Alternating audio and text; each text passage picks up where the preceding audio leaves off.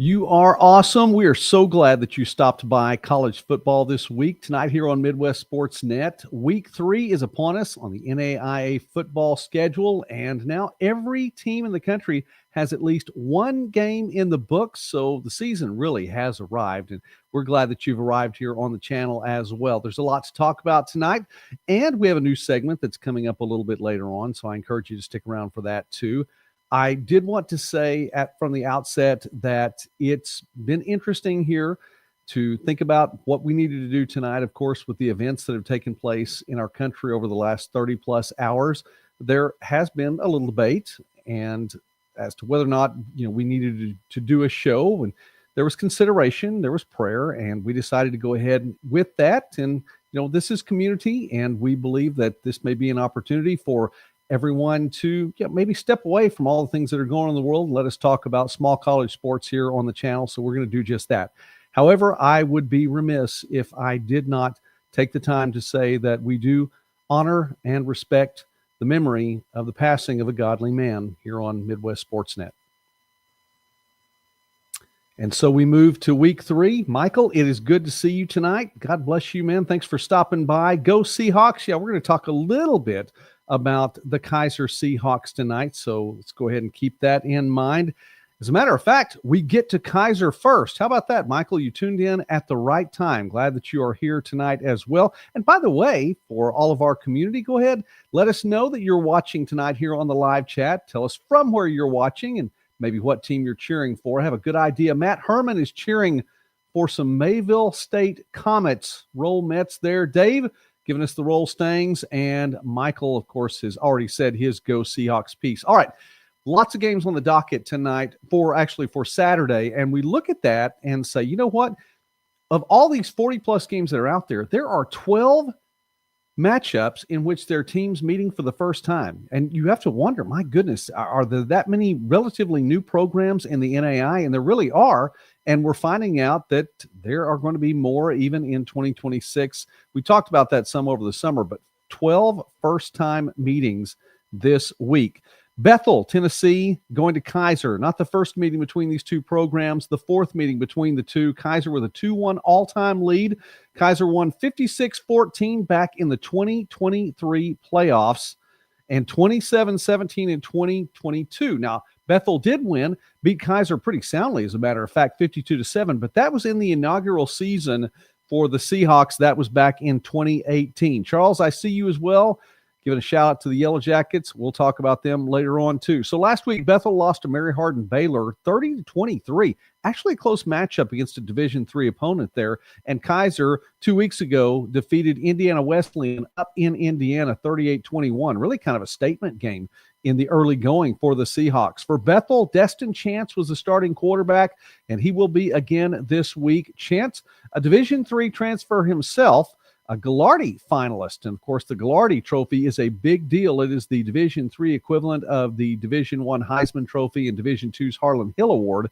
So to be a finalist for that, you've had to do well. Chance can bring some solid offense to this Bethel Wildcats team that's going to be facing a solid defense on Saturday against Kaiser. And the Seahawks are led on offense this year by Jaden Miller. Miller with 4 rushing touchdowns in the first game. That is at the top of the NAIA average. Of course, 1 week in the book. Small sample size there. 19 carries for 142 yards. Kaiser hosting Bethel, the Tennessee version of Bethel. This one should be a good matchup, and it's one of the early games on Saturday. Warner on the road at Georgetown. The Royals are 0-2. The Tigers are 2-0. Royals just have not been able to get things going this year, and it wasn't a good day for the Royals on Saturday last week as well. Warner lost to Stetson 59-13, Division I football program, really with kind of a beatdown on Warner, and they're not really out of the woods yet when it comes to teams that may have a favorable matchup, and Georgetown really does here. Georgetown beat Rio Grande 48-0 to go to 2-0 on the season. Justice Burnham, a freshman who stepped in for Garrick Slunaker in week 2. He threw 17 for 27, 229 passing yards, and 3 touchdowns. Well, the Tigers didn't need Slunaker against Rio Grande. They may not need Slunaker against Warner, and we'll see how this flies for Burnham. But keep that in mind. Freshman at the helm for the Tigers. We don't know if Sloonaker will be back for Saturday or not. Don't have word on that one yet. Sorry. All right, Michael, yes, Jaden is one fast running back, and there's no doubt about that. I mean, he can make it happen. 4 rushing touchdowns there for Kaiser in just 1 week. Small sample size again, but we've seen what he can do, and he was a big part of the Kaiser Seahawks offense last week as well. Moving to another game now here for Saturday, St. Thomas at Lindsey Wilson. This should be one of those marquee matchups right here. Bobcats 1-0. The Blue Raiders 2-0. Someone's going to have an L after this week, and is the first meeting between these two programs. Last week, St. Thomas beat Fort Lauderdale 55-7. Lindsey Wilson beat Ave Maria 37-3. And with respect, Lindsey Wilson's no Fort Lauderdale, and St. Thomas really is a step or two above Ave Maria in that conference as well. However, for St. Thomas, Coach Bill Reichel picks up win number 50 in his head coaching career at the college level. So congratulations to him. Keely Watson for the Bobcats, 12 for 20 passing, 121 passing yards, 3 touchdowns, no picks. But again, Lindsey Wilson, not Fort Lauderdale. Much tougher defense that the Bobcats will face this week. Lindsey Wilson is giving up only 6.5 points per game. Now, for teams that have played at least 2 games this season, that is the best in the country. Tate Rice, a sophomore from Manchester, Kentucky, stepped in last week, and he wound up being the Mid-South Offensive Player of the Week. Came off the bench, went 85% passing last week, 17 for 20 for 249 passing yards, 4 touchdowns to 4 different receivers. Kaya Sherrard, the grad transfer from Division II Kentucky Wesleyan, he has 8 receptions on the season, and of those, 4 of them have been for touchdowns. So this one, a big-time matchup on Saturday. St. Thomas taking on Lindsey Wilson, both teams undefeated in the early going. Ave Maria, we mentioned, lost 37-3 last week to Lindsey Wilson. And the 0-1 Gyrenes are taking on 1-1 Cumberland. Cumberland with a big-time win last week over Reinhardt, 30-18. Got a great defensive play at the end to seal the victory there. It's the second meeting between these two programs. They last met in 2018 with Cumberland coming away with a 35-34 victory. Logan Howard for the Gyrenes, 7 for 12 passing, 83 yards, wasn't much last week, had 11 carries for 83 yards as well, or 53 yards as well, but they're going to face a solid defense in Cumberland, led by Cannon Johnson, and what a weekend he had last week. 10 tackles, 3.5 tackles for loss, 2 sacks, 2 passes that were broken up, and he had a fumble recovery in the end zone, which led to a score, really sealing the deal for the win over Reinhardt last week. Don't forget about Jacob Cornejo, 21 carries for 115 rushing yards last week as well for Cumberland. That's the matchup. Ave Maria at Cumberland.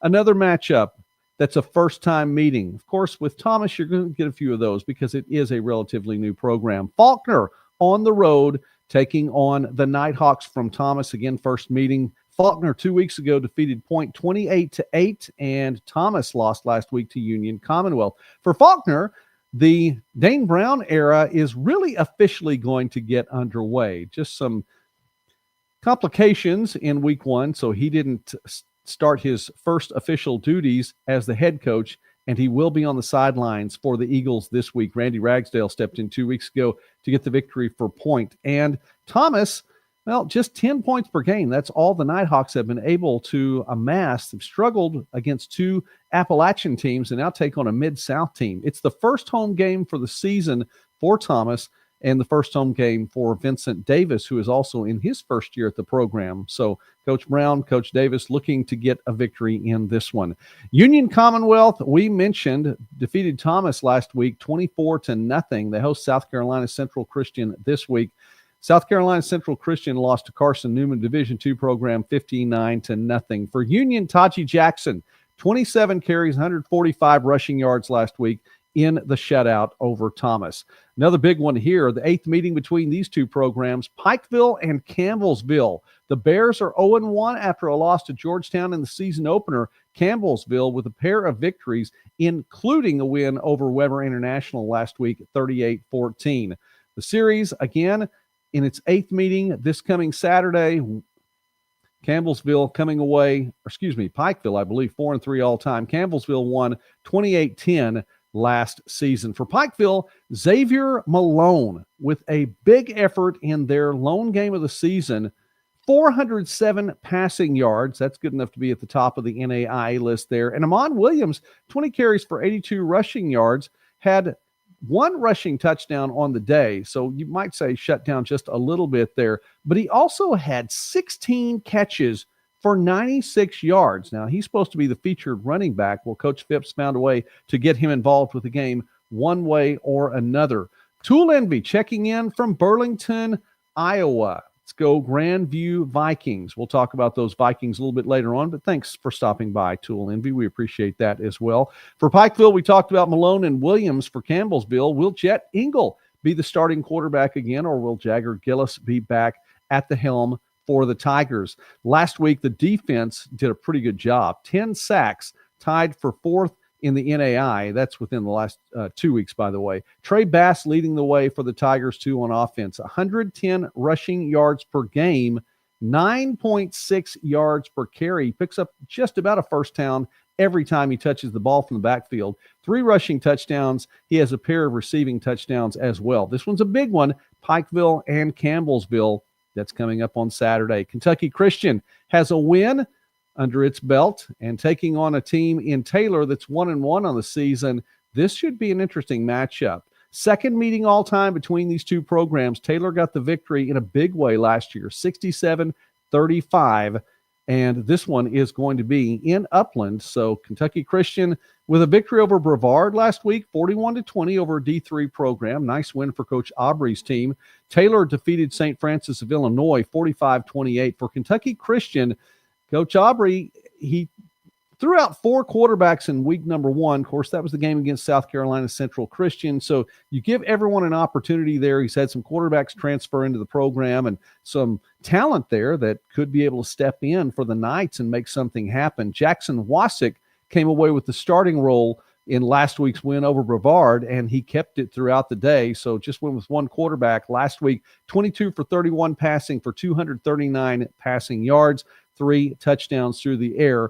For Taylor, well, the Trojans really picking up where they left off last year offensively. A pair of games with 40-plus points scoring outputs in each of the first 2 games. 825 yards of total offense in those 2 games combined. Nathan Parker averages just about 100 yards per game rushing, 98.5 through the first 2 games with 4 rushing touchdowns. So Kentucky Christian on the road at Taylor on Saturday. Indiana Wesleyan picked up a win in week 2, defeating St. Xavier and took care of business, 31-3 there. Judson lost to Defiance, doubled up by the Yellow Jackets, 40-20. Indiana Wesleyan on the road at Judson. It's the first meeting between these two programs. The Wildcats 1-1. The Eagles are 0-2. Arjun Lothi has been leading the way, and through 2 games, he's averaging more than 300 yards passing, 302.5. with 4 passing touchdowns on the season. Marcus Freeman for the Eagles, well, he's completed 60+% of his passes and has 3 passing touchdowns, but the Eagles haven't been able to really put things together enough to pick up the first victory of the season. Indiana Wesleyan on the road at Judson. Defiance, we mentioned the Yellow Jackets. Well, they're 2-0 this year. And they are on the road to take on the Marion Knights, where good records sometimes go to die. And so that's going to be a challenge there for the Yellow Jackets. First meeting between these 2 programs. Last week, Defiance, again, doubled up on Judson 40-20. Marion defeated Lawrence Tech 35-21. It's family weekend in Indianapolis this weekend. Defiance with 504 yards of total offense, 9th in the NAIA. And the defense is giving up just 153.5 yards. That's also in the top 5 in the NAIA right there. So the Yellow Jackets have been looking strong. Ethan Thanthanavong, 234 passing yards, 2 touchdowns, and a rushing touchdown last week against Judson. It's a freshman, by the way, for Defiance, who is making his first career start last week in week 2. Marion had 13 sacks, though, on the season. The defense has combined to average 6.5 sacks per game. That's good enough. for tops in the NAIA. By the way, that includes a game against the Division II program. Keegan LaBelle with 118 rushing yards per game and 4 rushing touchdowns on the season. Now more than 2,100 rushing yards for his career, and he's third on the all-time list at Marion. Shout out, by the way, to Jordan Roberts. Thank you for watching tonight. He gives us a Go Blue Raiders, and we've already talked about his Blue Raiders as they have quite a contest ahead of them at home taking on St. Thomas this weekend. St. Francis of Illinois, 0-1. Siena Heights, 0-1. Eighth meeting between these two programs and final meeting, by the way, between these two programs. Someone's going to get a win on Saturday. Siena Heights owns a 4-3 all-time record over St. Francis of Illinois. However, the Fighting Saints won 31-24 last year. Last week, St. Francis of Illinois lost to Taylor 45-28, and Siena Heights lost to St. Francis of Indiana. There's a lot going on there. 21-20. And by the way, Siena Heights had a 20-0 lead in the first quarter. This is the season opener on what is the swan song for this program, and just could not hang on to it. Of course, a missed extra point early on, that made the difference, and they did lose to the Cougars 21-20. For St. Francis of Illinois, no Tumulty at quarterback this year. It's been a long time since that's happened. Nathan Mall, however, stepped in, and last week was 19 of 33 passing for 284 passing yards, 3 touchdowns, and a pick in the loss to Taylor. For Siena Heights, Clark Hamilton, they may need his defense. He had 16 tackles, including 1 tackle for loss for the Saints last week. Madonna, 0-1 at Olivet, the University of Olivet, Division III program. First meeting between these two schools. Madonna lost to Olivet Nazarene, yes, the NAIA version of the Olivet, 46-13 last week. It is officially a 42-game losing streak. Nathan Patterson, however, threw for a touchdown, rushed for a touchdown against the Tigers of Olivet Nazarene last week. We've said here on Midwest Sportsnet that Madonna was going to win a game this year. And we don't know where it's going to come or when it's going to happen, but we're still calling for that. And so it could happen this week against the University of Olivet. We'll find out. St. Francis of Indiana, the Cougars on the road at Lawrence Tech. Cougars 1-1. The Blue Devils 0-1 on the season. 6th meeting between these two programs. St. Francis 3-2 all-time, having won 77-14 last year. St. Francis with the win over Siena Heights. Lawrence Tech lost to Marion. Joshua Kolka has completed better than 2/3 of his passes, 67.4% on the year, and is averaging an even 300 passing yards per game. 2 games in the book. He's thrown 3 touchdowns and 2 interceptions. Nate Johnson also for St. Francis, and he is the Midwest Defensive Player of the Week. 9 tackles last week, 3.5 tackles for loss, 1.5 sacks, and a fumble recovery too. Lawrence Tech started Ryan Schuster at quarterback. He completed 57% of his passes last week, threw 1 touchdown, rushed for another touchdown as well versus Marion. Ultimately was not enough. Division III, Wisconsin Whitewater, really solid program in D3, taking on St. Xavier and going on the road at St. Xavier this week. 7th meeting all-time between these two schools. Where the number 6 comes in is how many times that Wisconsin Whitewater has won in the series. All 6 previous meetings. The last time these two teams faced each other, it was Whitewater 28, St. Xavier 20. That was back in 2019. Whitewater with a win last week, St. Xavier with a loss. Whitewater had 436 rushing yards, very Friends-esque right there, in the win over Carleton last week. Brian Stanton had 7 carries for 201 of those rushing yards and a couple of touchdowns. For St. Xavier, our NAIA program here on the docket, Dominique D'Ambrosio, 9 for 25 passing for 103 passing yards and threw a couple of picks last week in the loss to Indiana Wesleyan. We know the Wildcats have a good defense, and with that being your stat line from the quarterback position, it's going to be tough to overcome against a strong Indiana Wesleyan team, and this looks to be a favorable matchup for Wisconsin Whitewater on Saturday, again, on the road at St. Xavier. Hey, listen, we have a great community here on Midwest Sportsnet, and I am appreciative of everyone. So many people stopping by the live chat tonight and letting us know for who you're cheering. And I appreciate that a whole lot. Love that you're in the community. If you have not yet subscribed to the channel, please do that. And if you're just tuning in or you're watching the replay and you hit this point in the broadcast, take the time, subscribe to the channel, like this video. It really does help, and it makes a difference for us here on the program. Michael, let's see that really quickly. Michael, going to be at the game on Saturday. It's a big game. I really think that's a big game. Michael, you have to tell us what you think about Destin Chance, because I think he could be somebody that makes a difference in NAIA this season. Do you want me to save you a seat? You know what? I appreciate the thought, Michael, and let me just say that one of these days I do want you to save me a seat. However, I will tell you a little bit later on where Midwest Sports Saturday will be this weekend, and we will be at an NAIA game this weekend. So we're going to be on the road, and little Jolie, she's not so little anymore. My goodness, my kids are growing up. She'll be with me on the road for this one, but we are going to an NAIA football game. So go ahead and let someone else sit next to you, but tell me about the game because I do want to hear about that. All right. Thanks again for being a part of the community. Please just continue to do that and be a part of the chat and make yourself at home here on Midwest Sports Net. Missouri Baptist at Grandview. So let's look here really quickly. Who was it that was talking about Grandview a little bit earlier on tonight? I'm trying to find that. There we are, Toolenby, right there in front of me. I scrolled past it. I thought I was going back up a little bit farther. Well, here's the Grandview matchup tonight. And Missouri Baptist 1-0, Grandview 1-0. This is a crossover matchup in the heart. Grandview won the only other meeting between these two, 45-13. That was 2 years ago in 2023. Missouri Baptist beat St. Ambrose last week, 38-35. Grandview beat Benedictine 27-24. So a pair of 3-point victories there for these two schools.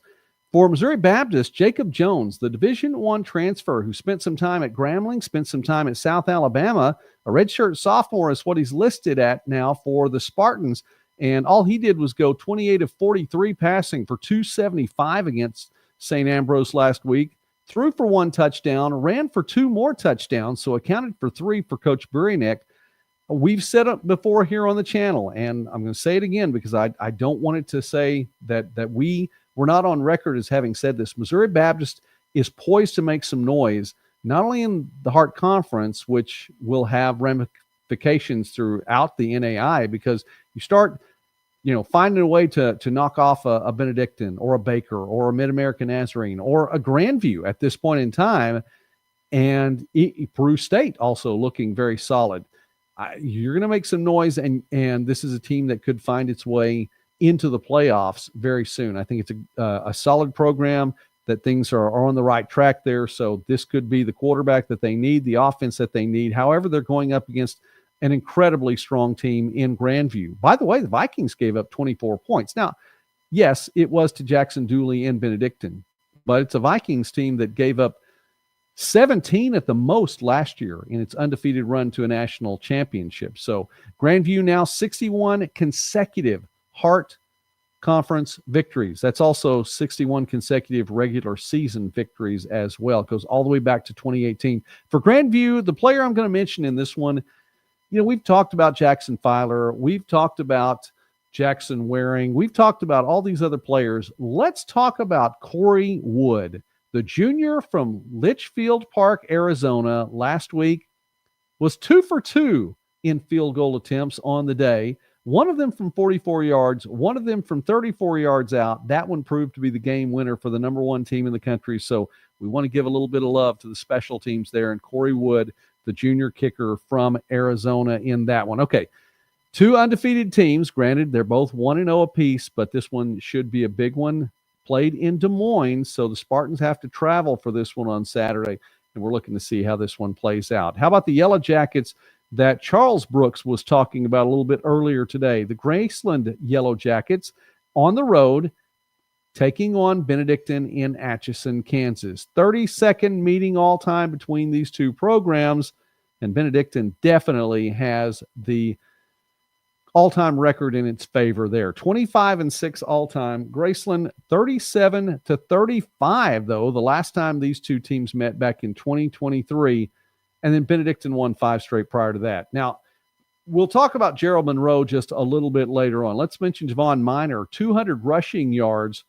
That is at the top of the list in the NAIA. Granted, he has just one game to his credit there, but hit the 200-yard mark, so that's his average right now, puts him at the top of that list. And how about C.J. Brooks?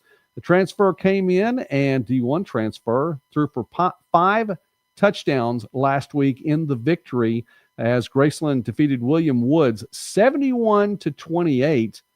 Benedictine, as we mentioned, lost to Grandview 27-24. We'll talk about the Ravens quarterback, too. C.J. Brooks, a good matchup there, as though he won't be on the field at the same time as Jackson Dooley. Dooley averaging 302 yards per game passing through 2 games. He's thrown for 5 passing touchdowns as well, albeit in 2 games, and has a rushing touchdown to his credit. And yes, Charles points out that CJ's touchdowns, 5 touchdowns in the first half. Well, and again, he had a favorable matchup against William Woods, but he did connect and get it done. There are times, and I don't take away from that. You have to get the job done. If you're going to get 5 TDs in the first half, there has to be that connection. And so he did get it done, and that should be a good matchup. Brooks and Dooley, Graceland at Benedictine. That's Saturday. And again, we'll talk about Gerald Monroe a little bit later on. How about William Penn at Baker? The Statesmen are 2-0. Baker 0-1. Wildcats looking to pick up their first victory of the season. 11th meeting between the two programs. Baker owns a 7-3 all-time advantage, winning 43-21 last season, and Baker has won 3 straight in the series. Last week, William Penn defeated Central Methodist 38-6. Baker lost to Peru State 31-17. It's year for 3, by the way, for Mark Benavidez. He has a pair of 4-7 seasons, but this is the first time that the Statesmen have started 2-0 since he's been the head coach there. Destin Loring has led the way from the backfield. Last week he had 5 rushing, or actually he's combined for 5 rushing touchdowns. That's good enough to be second on the NAIA list. For Baker, Truman Julesgaard had 1 touchdown pass and 4 interceptions. That is, and if I can coin a new phrase, very un-Truman Julesgaard-like of him. So there were chances even then for Baker and just didn't quite get it done. Peru State with a big defensive stop and interception, a pick 6 at the end that shut down the Baker rally opportunity there at the end. So we'll see how this one turns out. Again, William Penn 2-0, Baker 0-1. This one in Baldwin City. Central Methodist 0-2. We mentioned the Eagles lost last week to William Penn. St. Ambrose also 0-2, and we talked about the loss to Missouri Baptist. That one a 3-point loss. It's the first meeting between these two programs. It's going to take place in Davenport on Saturday. For Central Methodist, not a lot going on offensively. Travion Harrell Jr. had 9 tackles and an interception last week in the loss. For St. Ambrose, they're averaging 29 points a game, and this is with 2 losses too. So the offense has seen some signs of, shown some signs of life. Alec Ponder completing 61.4% of his passes, averaging 295.5 yards per game, passing yards. He's thrown 3 touchdowns. He's also thrown 3 interceptions too. So that could be a part of it there when you give up those picks right there. But Ponder also has accounted for another touchdown, this one on the ground too. So St. Ambrose at home trying to pick up the victory in Hart Conference crossover play against Central Methodist on Saturday. Here's another game, Missouri Valley at Peru State. The Vikings picked up a win last week to open the season for Coach LaQuentin Black in his debut. Peru State for Coach Akingay, 1-1 on the year after the big victory last week over Baker.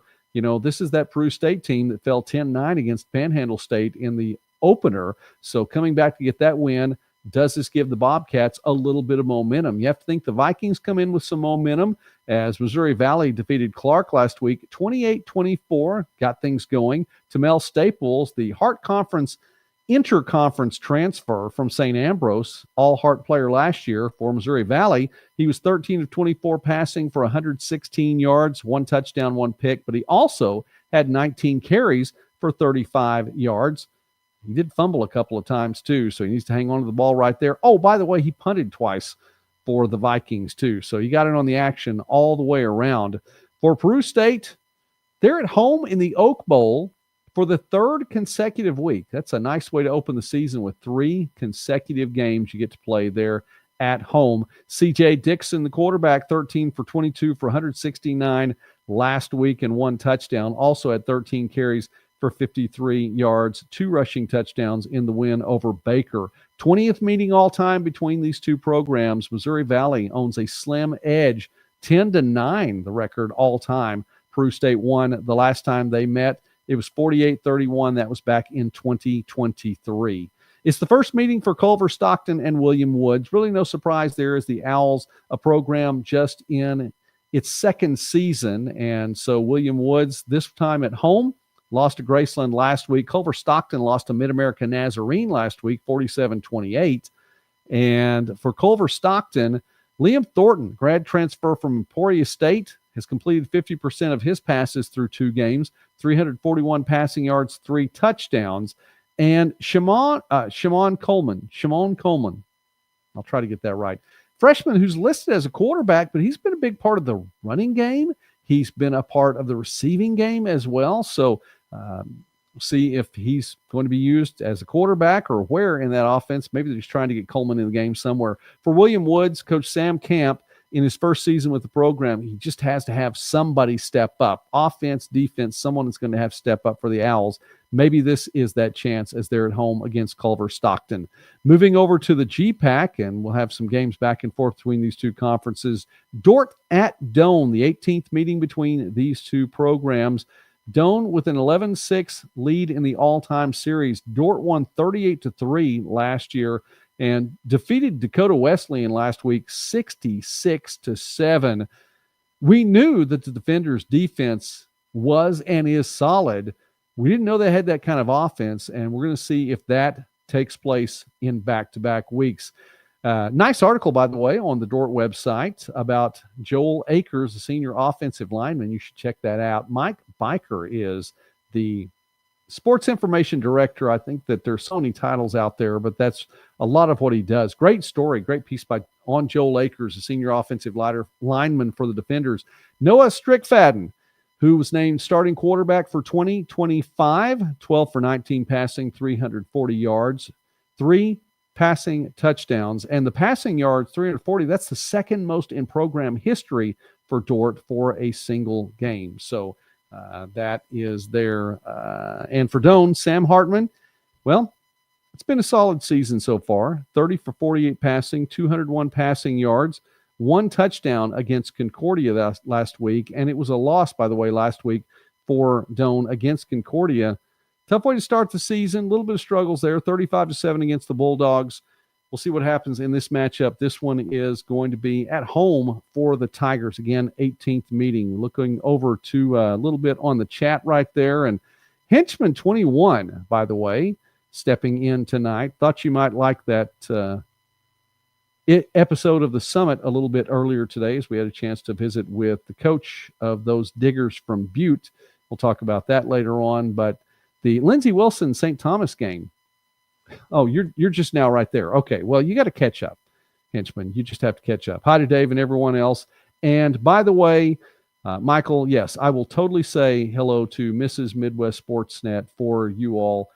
She's not going to get to make the trip with me where I'm going this week, but Jolie, daughter number 4, my baby daughter, is going to be with me on that. And who knows, Mrs. Midwest Sportsnet may be watching right now. All right, back to the list. As we have Dakota Wesleyan, mentioned they lost last week big time to Dordt. Concordia with a big time win over Doane, and they are going to square up in Seward. Dakota Wesleyan 1-1, got the victory over Dakota State early on, and you can't rest on that, Tigers. You have to go back out and play again, and it's a tough challenge on the road at Concordia. The Bulldogs are 1-0 on the year. It's the 26th meeting between the two, and Concordia has a 14-11 advantage in the all-time series. They won 42-7 last year and have won 3 of the last 4. Dakota Wesleyan, here's the struggle, is that the Tigers are averaging only 156.5 yards of total offense per game. Meanwhile, Concordia more than doubles that, 400.1 yards of total offense per game. 400 yards of total offense per game there. I don't know where that 0.1 came in, but total offense there. For Dakota Wesleyan, Grayson Hanson, they're going to need his help to slow down what the Bulldogs do on offense. Senior linebacker had 18 tackles last week, 2 tackles for loss, 2. For Concordia Gideon Stark, he's waited his time, and he is stepping in at quarterback, and he had himself a game averaging 278 passing yards per game, 2 passing touchdowns, threw a couple of picks as well last week in the win. Concordia hosting Dakota Wesleyan. Mid-America Nazarene at Clark. I knew we were going back to at least one more Hart Conference game, and the Pioneers 2-0. The Pride 0-2, 6th meeting all-time. Mid-America Nazarene has won 4 of the previous 5 meetings, including 27-24 in 2023. Pioneers defeated Culver Stockton 47-28. Clark lost to Missouri Valley 28-24 and played close against the Vikings. I'll tell you, for Mid-America Nazarene, and had the opportunity to watch this young man in the season opener, Ion Carter, a sophomore wide receiver making his name known. The wide receiver from St. Louis, 8 catches for 131 yards, 2 receiving touchdowns against Culver Stockton last week in the win. Another solid wide receiver, this one for Clark, Riley Hawkins, the junior, had 7 catches for 199 yards and 1 touchdown. Unfortunately for the Pride, it came up to be a loss. So Mid-America Nazarene having to travel for the first time this year. They go on the road at Clark. Back to the GPAC, where Hastings and Briar Cliff are going to meet up for the 23rd time. Hastings with a 15-7 all-time lead in this one. Won last year 44-35. Hastings lost to Midland, though, last week 24-9.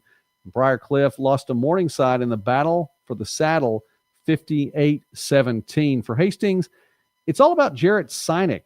Quarterback, he's a big-time passing quarterback from Hastings High, so he's really coming home. He went off and went away after throwing for, a million yards in high school, went to play for the Huskers, went up to Lincoln, spent a little time up there, then went over to the University of South Dakota, spent some time there, a pair of D1 schools, before coming back to Hastings.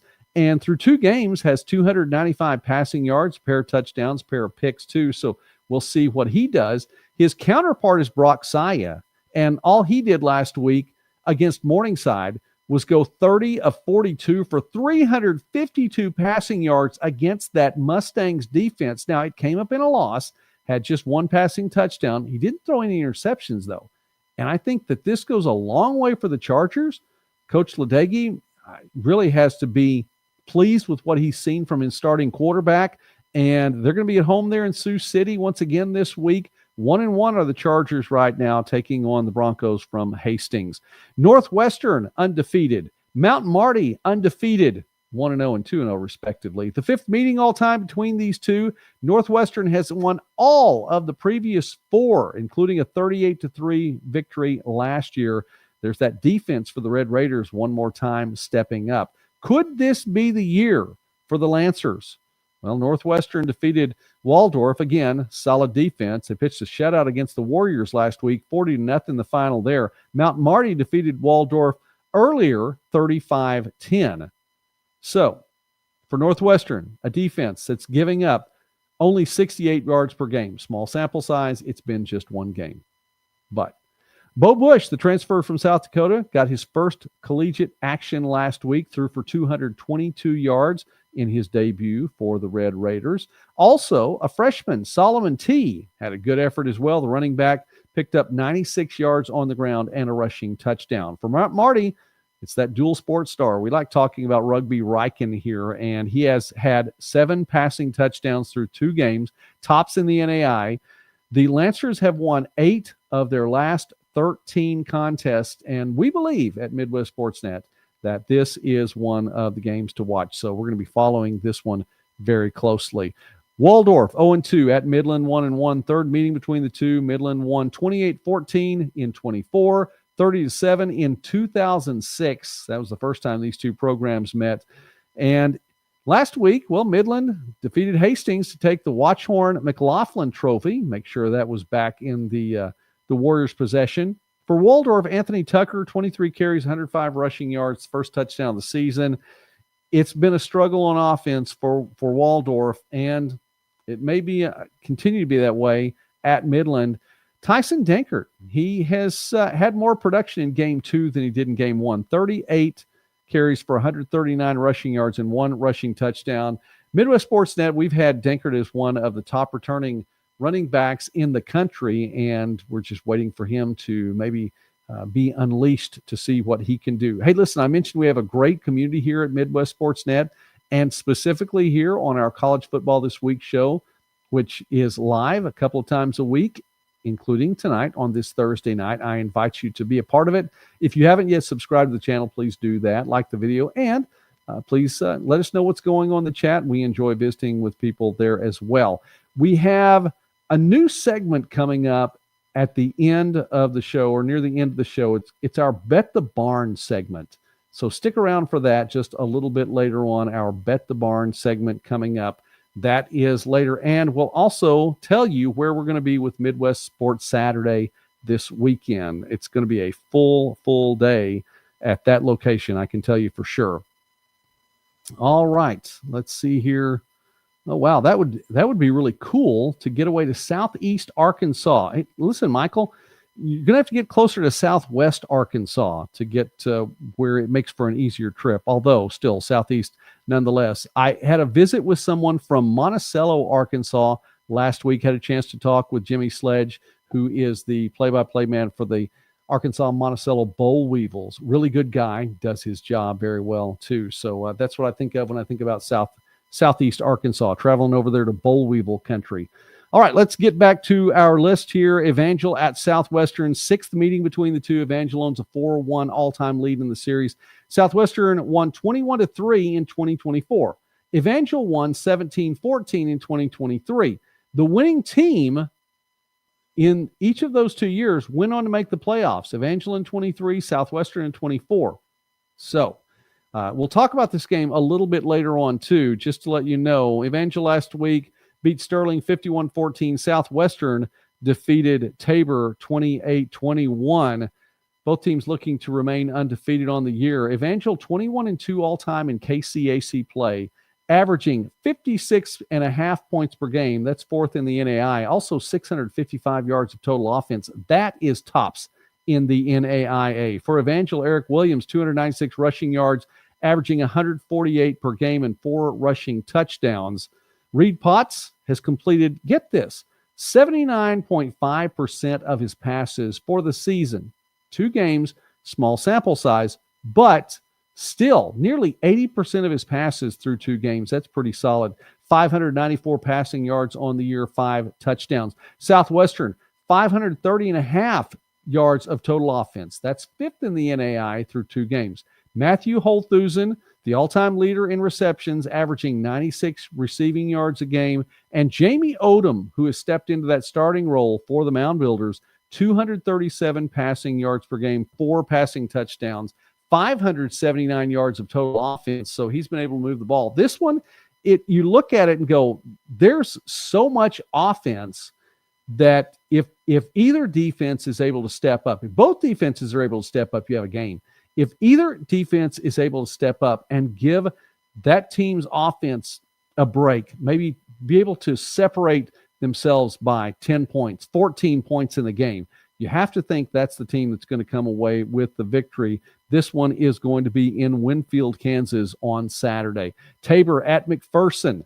Tabor 1-1, McPherson 2-0, 56th meeting between the two, and it's almost even. Tabor with a 28-26-1 all-time lead, and Blue Jays won 20-10 back in 2024. Last week, Tabor lost to Evangel, but McPherson defeated Bethel, and the Bulldogs are 2-0 on the year. For Tabor, Ahmad Bailey saw a little time last year. He's definitely seeing more this year. The junior named the starter, and this season, 24 for 44 passing, 230 passing yards, 3 passing touchdowns. They're going to need him, and really a lot of him on Saturday. McPherson's defense giving up just 7 points per game. That's the second best in the NAIA for teams who have played at least 2 games this year. It's been Jaleel Brown all over the place. 279 rushing yards, 5 rushing touchdowns. But get this, he also has 258 receiving yards and a receiving touchdown too. 737 all-purpose yards for Brown, and that's just through 2 games in the season. So this is big. Friends, 2-0 at Bethel, 0-2. 84th meeting between these two programs, and it is pretty much the Terry Harrison Bowl, as Bethel is where Coach Harrison was for a number of years there in North Newton, and then at Friends after that. Friends won its 50th game in the series last year. They're 50-32-1 all-time against the Threshers. Won last year 28-0 and 43-0 in 2023. So Friends over Bethel in the last 2 years, a combined 71-0. We'll talk about this game a little bit later on in the show as well. In the meantime, Friends beat Avila last week and Bethel lost to McPherson. The Friends Falcons are averaging 67.5 points per game.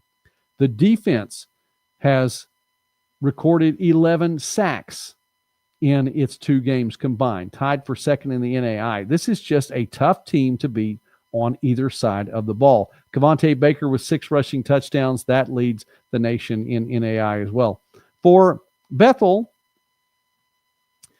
the athletic director is promoting, and his promotion is Life is Good, like that on the Bethel website. I tried to say this name. I want to say Tim Schwartzendruber, and I think I got close, but Life is Good, and I just wanted to second that. So if you stop by the Bethel website and you look at that and go, hey, listen, there's something big here. Life is good. Definitely, Life is good. So keep that in mind. All right. Bethel, by the way, Frank Driscoll, they're going to need his defense. The senior defensive lineman had 7 tackles last week, 2.5 tackles for loss and a sack. The Threshers need all the defense that they can get against this tough Falcons offense. Avila 0-2 at Kansas Wesleyan 2-0. 8th meeting between these two programs. The Coyotes have a 5-2 advantage, winning 38-3 last year. Avila has Deuce Taylor, and they need more of him. He's averaging 96 yards per game passing, 1 touchdown per game passing. They need some more offense. His counterpart for Kansas Wesleyan, Henry Osteth, transfer from Southeastern, 26 of 34 for 276. That was last week alone. 3 passing touchdowns, no interceptions in the win. This could be a long day for Avila, and they just need to get some offense there. Bethany 0-2, St. Mary 0-2. Somebody gets a win in the 25th meeting between these two programs. St. Mary has a 14-10 lead all-time in the series, and the Spires won 35-22 last year. The Spires have won 4 straight in this one. Malcolm Jones for Bethany had 18 tackles last week against Kansas Wesleyan. It was not enough. 18 tackles might make a difference against St. Mary's, though, so we'll see here. St. Mary, excuse me. For the Spires, Cameron Smith has had a solid season from the backfield. He's averaging 155.5 yards per game, 3rd in the NAIA over that stretch. So Bethany at St. Mary, somebody gets a win. Oh, Ottawa, 1-1. Sterling, 0-2, 55th meeting between the two. KCAC matchup right here for the Braves. DeAnthony Curtis, the junior wide receiver, had 13 catches for 211 yards receiving, 1 touchdown. And that was a 65-yard touchdown reception. That was last week against St. Mary. Ottawa picking up a little momentum maybe against the Spires. Can they take it all the way to Sterling and keep it up? For the Warriors, Trey Dixon, the only real sign of life there was a fumble recovery touchdown on the kickoff. And so it was a struggle last week for Sterling against Evangel. They will try to make things different at home, taking on the Braves in this one, a KCAC crossover matchup. Let's move on from the KCAC to the Frontier Conference. And if Henchman 21 is caught up to us by now, that might make him happy. Dickinson State, undefeated on the season through 1 game.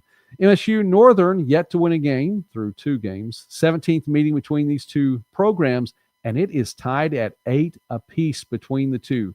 Dickinson State won 17-7 the last time these two teams met, and that was 10 years ago in 2015.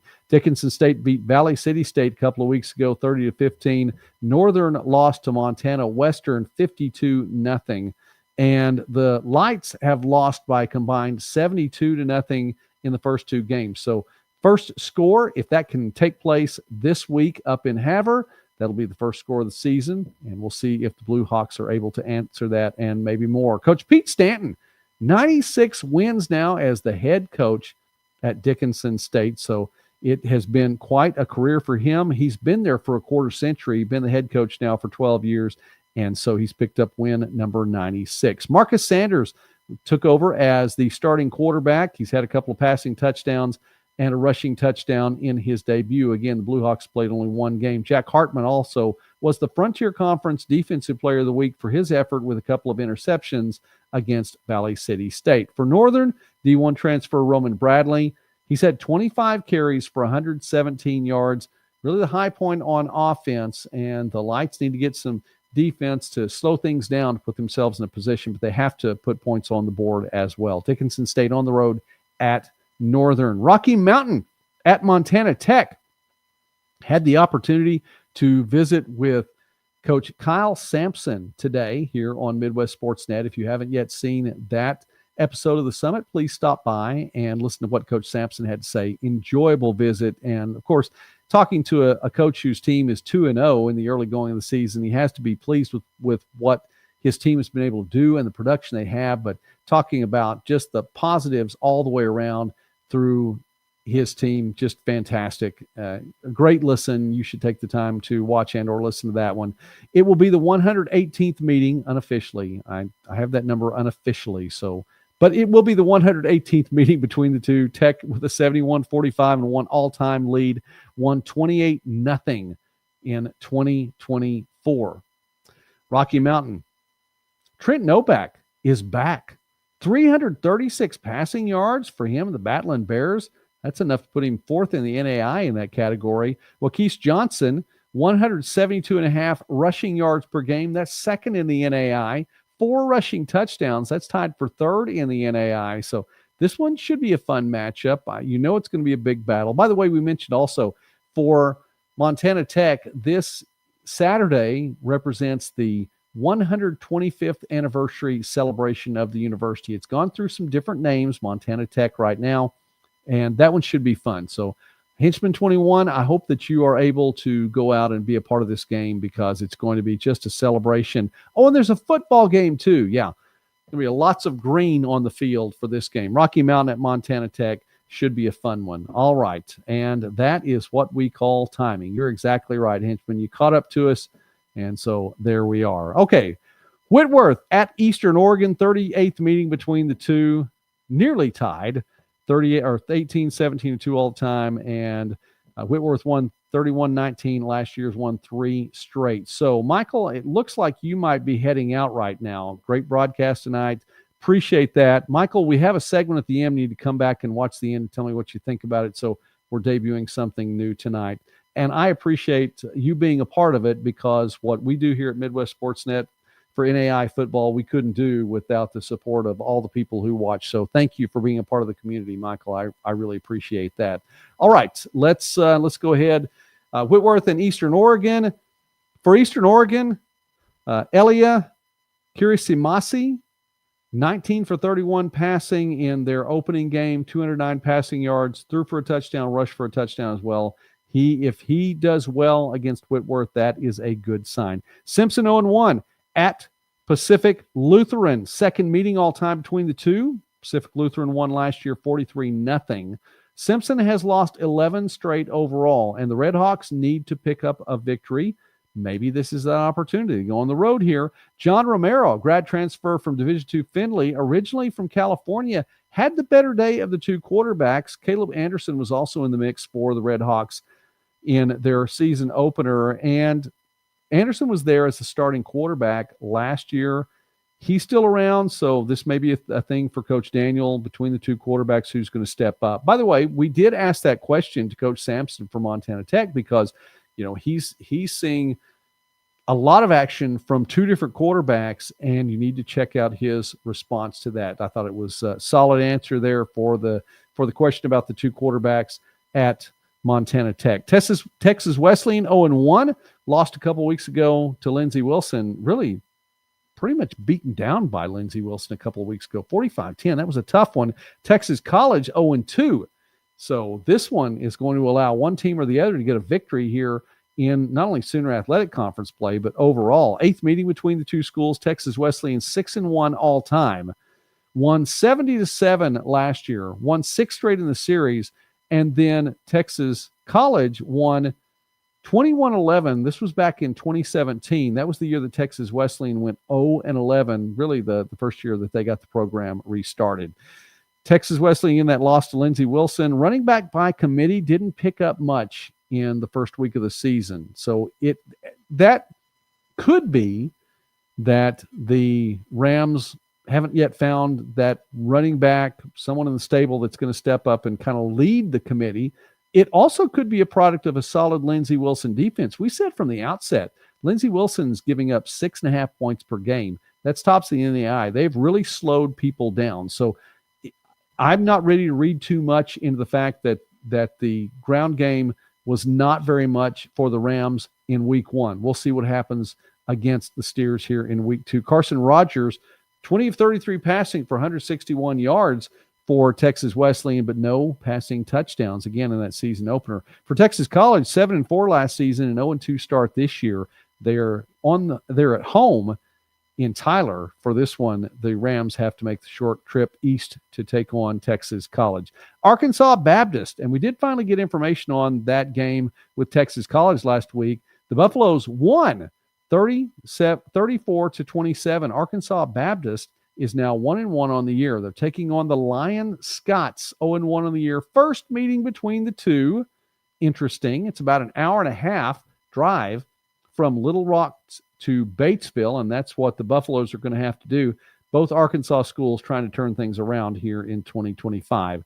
Panhandle State, and you go from the extreme west of the state of Oklahoma on the road to Division III, East Texas Baptist University, and you're taking quite a trip out to the extreme east of the state of Texas. First meeting between these two programs. And for Oklahoma Panhandle State, they're going to need some defense. Nate Orta, who stepped up big, the linebacker in the victory over Peru State, had 8 tackles, 2 of them for loss and a sack, instrumental in the win. They're going to need some help there. Cash Barrett, sophomore quarterback, a transfer from Division II East Central, also in the state of Oklahoma. He was 10 for 18 passing, 153 passing yards, didn't throw a touchdown pass. He's going to need that against ETBU this weekend. They're going to need to put some points on the board because East Texas Baptist put up 47 against Lion in their season opener.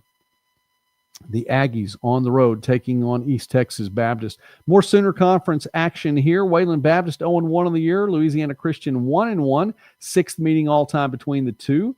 And Louisiana Christian, the Wildcats, own a 4-1 all-time lead. Wayland Baptist, however, did get the victory. That lone victory in the series last year was 49-44. This time it's going to be in Pineville, Louisiana. Last week, Wayland Baptist lost to OUAZ 49-7, and Louisiana Christian got its lone win of the season, defeating Langston 24 24. Kaylon Davis, a freshman from Life School in Oak Cliff. He got his first collegiate start last week, threw 50% in the loss for Wayland Baptist, 14 of 28 passing, just 106 yards, but a freshman. And when you're starting off your collegiate career against OUAZ, that's a tough place to try to pick up a victory. So we'll see how Davis fares on the road this week, going the other direction to Louisiana. Datlin Cunningham had the game-winning touchdown run for the Wildcats last week in the win over Langston, 31-24, and they were trailing 24-23 at the time. So definitely was a game-winning touchdown run, similar to how Louisiana Christian defeated Langston 4 years ago, 31-24 on a late touchdown run. And the Wildcats are hosting in this one. Langston, 0-2 on the year. Talked about that loss to Louisiana Christian, lost in week 1 to Grambling, Division I Grambling. 0-2 now. Well, they're going to take on another Division I program, the University of Texas in Rio Grande Valley. Now, I talked about the extreme eastern portion of the state in East Texas Baptist. You're going way out west for Rio Grande Valley in this one. Well, Division I Rio Grande Valley beat Prairie View A&M 27-21. First meeting between Langston and UTRGV. definitely the first meeting between the two. Langston had that 1-point lead last week. Louisiana Christian rallied with a long drive to drive. Kylan Mosley, 13 tackles through the one game for Langston. And for UTRGV, Eddie Lee Marburger, the quarterback, is a transfer from Division I UTSA. He's been putting up some good numbers there. This is a tough challenge for Langston on the road at Rio Grande Valley. And finally, OUAZ, we mentioned them earlier. They are going to be on the road this week taking on the Nelson Lions. And spoiler alert, we will be there for that one with Midwest Sports Saturday. More on that in just a moment. The eighth meeting between these two, OUAZ 6-1 all time. Nelson won 56-34 back in 2018, and the Spirit have won 6 since then, including 35-7 last year. Luke Giron, 19 of 27 passing for 260 yards. That was through the air, 3 passing touchdowns, no interceptions. He also carried the ball 13 times for 73 yards last week. For Nelson, Judah Holtzclaw, and it's going to be interesting to see this again, and we're going to be there on the sideline for this one. Judah Holtzclaw is 6'6", and he looks all of it out there on the field. Had the chance to see him play field level against Mid-America Nazarene, and he definitely is head and shoulders up there, and he's not afraid to take the ball, put it under his shoulder, and pick up some yards on the ground. 22 for 55 rushing last week, and he was also 17 of 36 passing for 180 yards for Nelson. That was 2 weeks ago in the loss to Mid-America Nazarene. So the Lions are 0-1 on the year, Spirit 1-0. Dakota Holtzclaw, by the way, his brother is listed as a tight end and is actually taller. So when the two of them are on the field, you get 6'6" and 6'7" on that offensive side of the ball for Nelson. And both of them have had journeys to get to Waxahachie, Texas. So we hope to have more on that on Saturday. But again, this is a big-time matchup here for Nelson taking on the Spirit. Can they stop the slide in this series? We have some fun guests on tap. For Saturday, we're going to talk a lot of Nelson Lion football, some OUAZ football as well. Should be a lot of fun. So tune in for that. It's going to be an early start for the show, Midwest Sports Saturday. It will be either 9 or 9:30.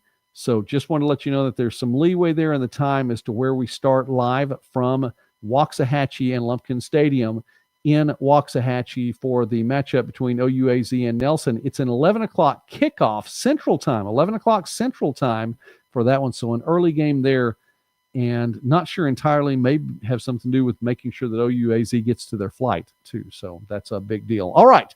We have made it through the entirety of the docket in week 3.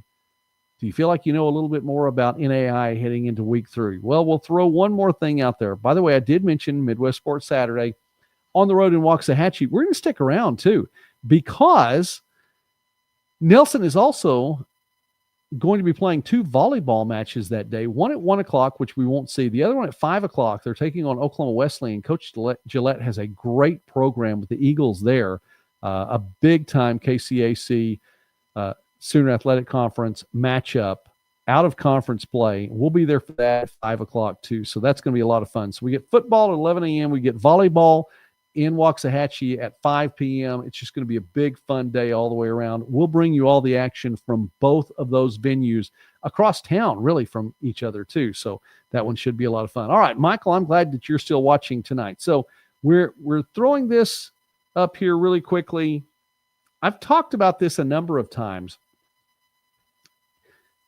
just in jest, and it's still in jest. It's still in good humor, because the NAIA is not really something that Las Vegas throws numbers out on. I mean, we've mentioned some prop bets in the past and different things like that. And I got to thinking about it.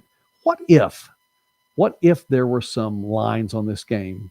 Occasional line bet, maybe some totals bets, some props bets as well on this one. So we wanted to put 3 of them out here for you today. And what would we call this segment? Well, you know, a lot of schools in the NAIA are in, you know, smaller towns. There are a lot of rural places. There are places that aren't as rural. I mean, you look at some of the places up in the Midwest, in the Mid-States Football Association. Some of the cities up there are outright cities, and there are some smaller places throughout the plains and the South So, what would you bet? Well, you don't bet the farm. Let's bet the barn. And I thought about that too. The place we live right now, Mrs. Midwest Sportsnet and I and whichever kids happen to be home at the time and grandkids now too, our house is 100 years old. It turned 100 years old in May. True story.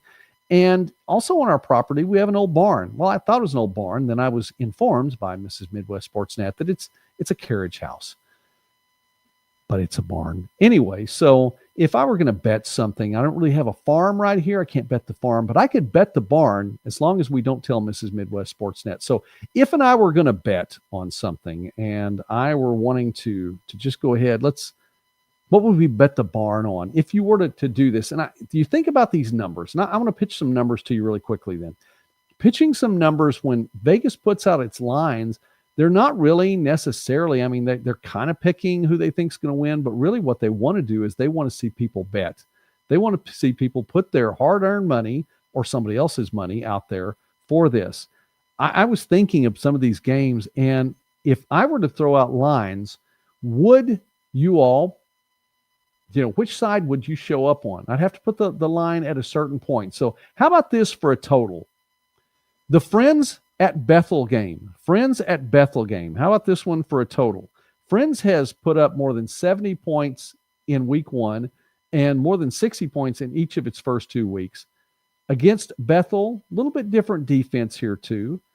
If there were an over-under of 79.5, both teams combined, 79.5 in the Friends at Bethel game, what would you say to that? If you're in the live chat right now, let us know. And if you're watching this on the on-demand, put it in the comment section too. What would you say if it were Friends at Bethel and the over-under points total were 79.5? I still think I might take the over. I think that Bethel might be able to put some points on the board. And I don't know that Friends stops at 70 at this one. If they get rolling, and they've really shown that there's no love lost between the two. So this one, I might take the over. Henchman 21. All right, let's see right there. Henchman 21 going ahead and his take on this. 63-7 is what you have, so you're taking the under.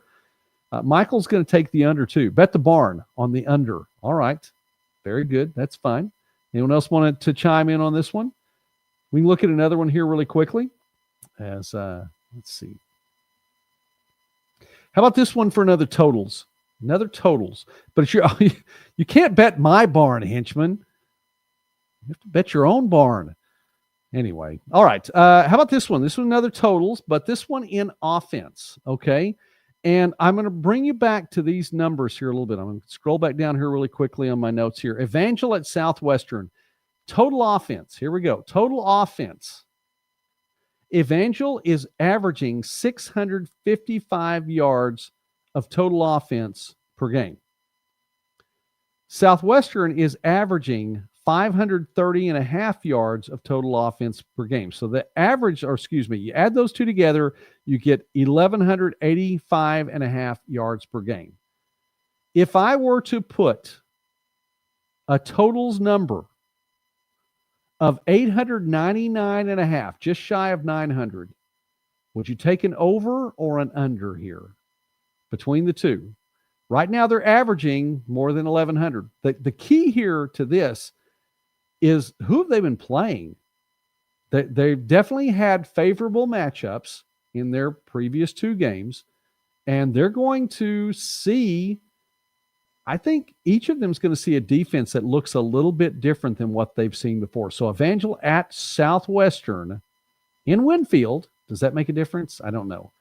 Michael bets the barn, and he's going to take the over. You think there's going to be more than 900 yards of total offense in this game? All right. You laugh at him, Henchman, but you know what? I'm going to take the over too. I don't know that it's going to be 1,000, but these two teams have shown a propensity to be able to move the ball down the field. And this is KCAC football here, so we'll be able to see on that one. All right. Yeah. All right, one more. This one we'll see if anyone else is paying attention here. Okay, so this one's a prop bet. Oh, you thought it was over 1,100. No. The over-under on that one, Henchman, is 899.5. Are you going to take that action? 899.5. Are you going to take over, or are you still going to go under? Okay, final one, prop bet here. Graceland at Benedictine. New quarterback at the helm for the Yellow Jackets. But Gerald Monroe is not a new target for Graceland. Now, he accounted for 3 touchdowns last week, but only 2 of them were receiving touchdowns. That still doesn't matter in this particular prop bet. He actually threw for a touchdown too. So we know, though, that William Woods and Benedictine are 2 different teams. Gerald Monroe had 3 touchdowns last week. Anytime touchdowns. Here's the phrase, anytime touchdowns. He can receive a touchdown. He can rush for a touchdown. He just has to cross the goal line himself. So I guess a passing touchdown wouldn't count. I don't know. Anytime touchdowns for Gerald Monroe. We're putting the number at 2.5. You're going to take over or under? Gerald Monroe, who really could be the next NAIA draft pick, probably needs some numbers, but he's taking on a very tough Benedictine team. Very tough Benedictine team. So, all right, we have all the folks who are betting the barn here on this one. 2.5 anytime touchdowns for Monroe. And Charles, I do know, new quarterback there. He's slinging the football. We got Henchman 21 says over. Take the over on that one. Charles, take the over on that one. Michael, taking the over on that one. All right. You know what? I'm going to take the over on that one too. And I know I'm putting these lines in, but I'm taking the over on that one too because, well, first off, Henchman can't bet my barn. I'm going to bet my barn on this one. I think that they find a way to get it in Monroe's hands. And there's enough going on now. And I would go back to say that the ground game may be enough that the Ravens have to respect that ground game, and that could open things up for Henchman. Charles is going to let's just go ahead through these. Charles, he's betting the barn and a turkey. Michael's actually going to throw in a cow on this. You guys are all in on this one. You think Monroe is going to have, well more than 2.5 anytime touchdowns. All right. Henchman just happy to be here. And Brooks is throwing in not just 1, but 2 turkeys and the barn. All in on Gerald Monroe getting more than 2.5 anytime touchdowns. All right. The debut of Bet the Barn here on college football this week. So I'm glad that you all played along with that one, and we'll have some more on that next week. We may, and of course, on our Sunday Night Live show, we'll tell you if anyone, how you all fared on that one. And of course, I'm on record too with all those things too. So that is all right. Just a guy out there having fun. Is that you or me, Henchman? I guess it's both of us. That's all right. All right, we're wrapping things up here from Studio B here at the Emerald Quest World Headquarters. College football this week on Midwest Sportsnet. We went a little long tonight, but you guys stuck around. Man, what a fun night tonight was. And you know what? Mrs. Midwest Sportsnet really likes it when I have fun with this. And so a shout out to her and a shout out from her to all of you on that. And I'm not, but don't tell her that I bet the Carriage House. Don't let her know. If she's not watching, she doesn't need to know. That is all right. All right, we're wrapping things up now. We will be on the road in Waxahachie on Saturday. It's likely it will be either 9 or 9:30 Central Time because 11 a.m. kickoff for OUAZ at Nelson.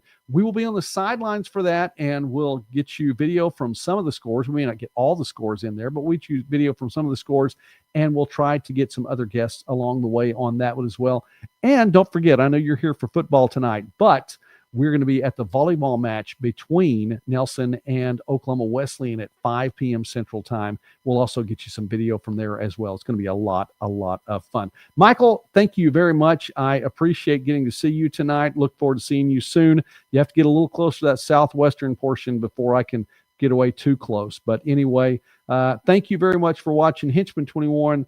Shout out to Mrs. Midwest Sportsnet as well, and from everyone in there. God bless you all. I appreciate watching. Charles, thank you for watching tonight too. And let's see who else. Dave was on board for a little while tonight. So Dave, thank you for watching tonight. Tool Envy here tonight. Jordan here tonight as well. Matt Herman, I hope you guys got to watch a lot of the whole thing on that too. And if I missed anyone, I'm so sorry, but I appreciate you being here. Again, Saturday morning we'll be live, and then who knows, we may put a couple more videos on the air from Waxahachie. And Sunday night, 8 p.m. Central Time, 9 p.m. in Michael's neck of the woods. Henchman, I think you're mountain, so it's 7 o'clock there. And for everybody else, just find the time to be on with us. We're going to talk all kinds of college football on Sunday night. We'll go over all these games at least briefly, and we'll talk about our top 5 performances from the week. So it should be a lot of fun. I invite you to be along for the ride. Subscribe to the channel. Join the channel if you'd like to do that as well. But subscribing is always free. And you know what? Here's the final thing. Tell somebody else about Midwest Sportsnet. Tell a friend. I'd just be grateful if you did, because we're enjoying growing the channel. And it's just that much more fun as more people are participating and being a part of the community. I appreciate all of you anyway, but we can have more fun and just spread the wealth and all of that. College football this week on Midwest Sportsnet. To everyone, thank you again for watching. God bless you all, and you guys have a great night.